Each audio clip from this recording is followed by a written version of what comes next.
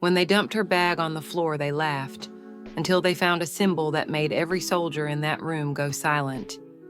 Have you ever tried to bury your past so deep, only for the truth to drag you back into the light?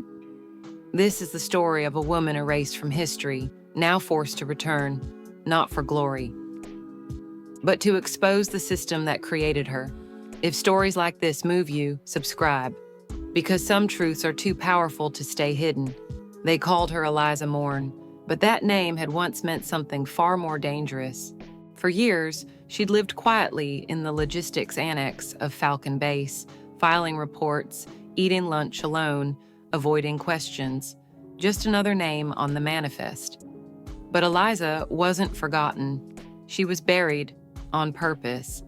Years ago, she'd been part of a unit so classified it didn't officially exist. Red Hawk, an elite team of women sent on missions too dark for headlines, too risky for records.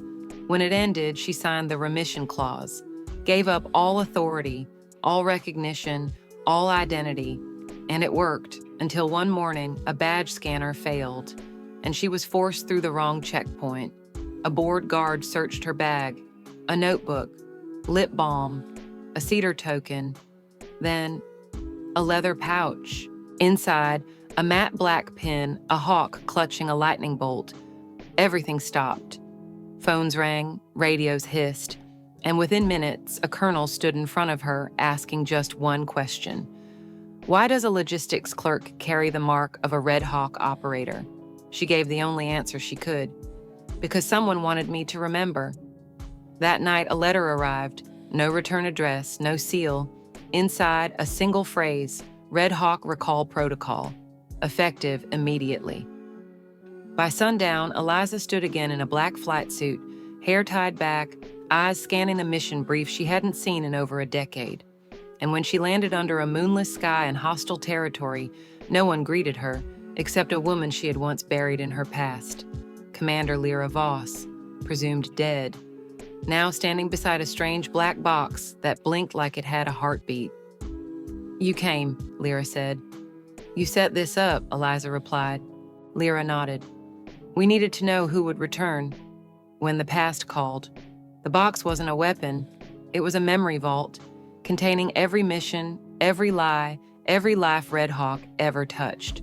The moment that emblem had been scanned at the checkpoint, the countdown began, and now the secrets of their forgotten war were being broadcast, not to destroy, but to reveal. They erased us, Lyra said. Now the world will know we existed. Eliza lowered her weapon, not out of fear, but out of purpose.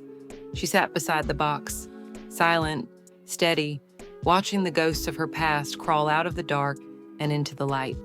3 weeks later, her desk was empty. Her badge deactivated. No one spoke her name, but across bases, in quiet corners, and guarded glances, her presence lingered, not as a hero, not as a traitor, but as a reminder that some women don't need medals. They just need to be remembered. If you stayed until the end, tell us in the comments, what would you have done in her place? And if you believe stories like hers deserve to be remembered, share this video. Someone out there needs to know she existed.